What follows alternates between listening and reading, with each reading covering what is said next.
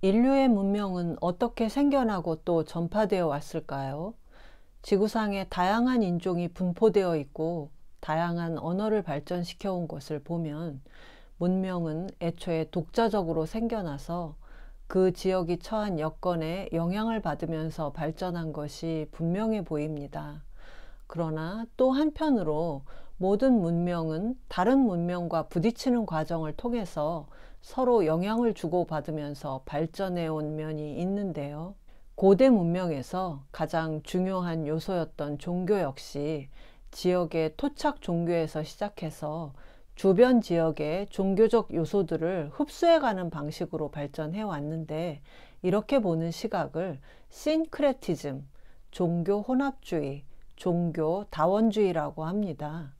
이 신크레티즘에 의하면 세상에 주변 종교와의 혼합 없이 순수하게 독자적으로 발전해온 종교는 없다고 할 수 있는데요. 이집트 문명만 해도 신들의 결합이 매우 자연스럽게 이루어졌습니다.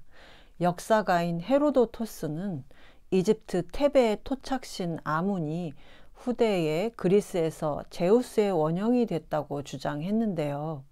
이 아문 신과 멤피스 지역의 라가 결합해서 태양신 아문 라가 되었고, 풍요의 신이자 죽은 사람을 인도하는 오시리스도 프타와 소카르가 결합한 신이라고 합니다.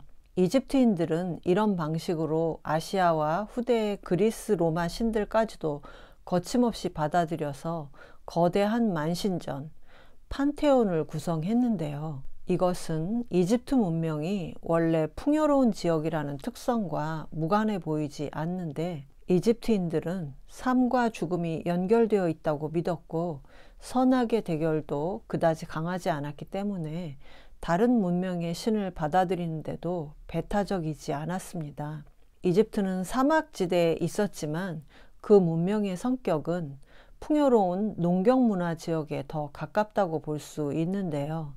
지금 우리가 흔히 알고 있는 배타적인 종교의 성격은 모두 메소포타미아 지역 주변의 사막 문화에서 왔다고 할 수 있습니다. 사막의 한 텐트 안에서 생활하는 종족들의 강한 결속력과 배타성, 그리고 지도자에게 복종하지 않으면 사막에서 죽게 된다는 지역적 특성으로 인해서 강한 위계 질서가 필요했고, 이 위계 질서가 신과 인간 사이에도 그대로 적용되는 종교 문화를 가지게 되었던 것인데요. 그래서 메소포타미아의 신들은 이집트 신에 비해 더 공격적인 전쟁 수호신의 성격이 강하고, 특히 모든 대결 구도를 선과 악으로 나누고 있습니다. 죽음과 삶의 세계도 단절되어 있고 인간 세계와 초월된 세계가 뚜렷하게 나뉘어 있다고 봤는데요. 유대교는 유대인들이 이집트와 바빌론을 왔다 갔다 하면서 두 문명의 영향을 받아 후대에 만들어진 종교라고 할 수 있습니다. 기원전 1300년경에 이집트에 살던 유대인들이 이집트를 탈출한 출애굽 사건이 있었죠. 그리고 BC 500년대에 유대 왕국이 멸망하면서 왕과 귀족들, 지식인들을 바빌론으로 이주시킨 바빌론 유수 사건이 있었는데, 유대교는 이 두 사건이 일어난 중간 시기인 BC 8세기와 9세기경에 형성이 됐다고 합니다. 구약이 쓰여지고 랍비 율법이 만들어진 것은 바로 이 바빌론 유수 이후의 일이었는데요.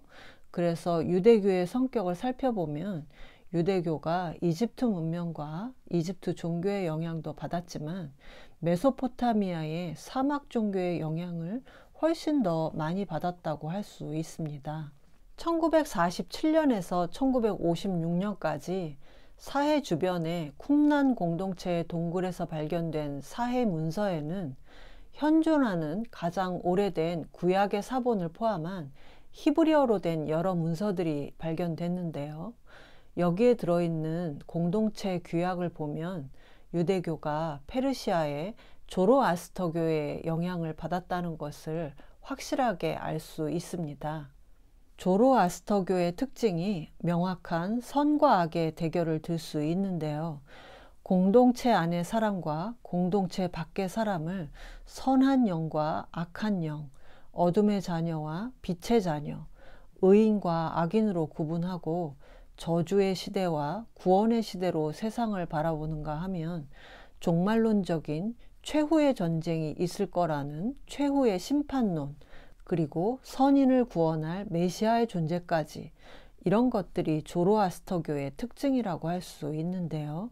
이러한 이원론이 나중에 기독교의 요한복음의 로고스 사상으로 발전한 것이죠. 태초에 말씀이 계셨으니 그 말씀이 곧 하나님이고 그 안에 생명과 빛이 있는데 어둠이 빛을 깨닫지 못하더라.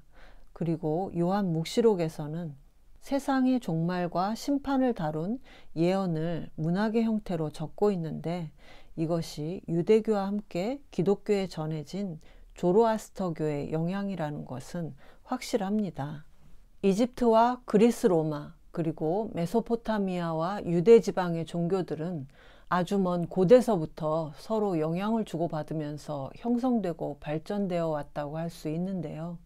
이러한 종교 혼합주의, 신크레티즘을 순수한 기독교를 주장하는 사람들은 부인하지만, 서로 다른 종교와 경쟁하는 와중에 상대 종교의 상징 체계를 모방하고 받아들이는 것은 거의 모든 종교에서 나타나는 자연스러운 현상으로 봐야 합니다. 예수 탄생일이 12월 25일이 된 것은 원래 로마에 있었던 태양 축제일을 받아들인 것이죠. 그리고 성모 마리아 공경도 원래 바빌론의 여신인 세미라미스가 처녀이면서 아이를 가졌던 여신이었는데, 이 여신과 아들을 함께 숭배하는 모자 숭배 사상이 예수 이전에 이미 수세기 전부터 있어 왔다고 하는데요. 아기를 아는 성모 숭배는 이 바빌론의 여신과 모자 숭배를 그대로 가져온 것입니다. 다음 시간에는 역시 인류의 고문명 중에 하나인 인도 문명에 대해 알아보겠습니다.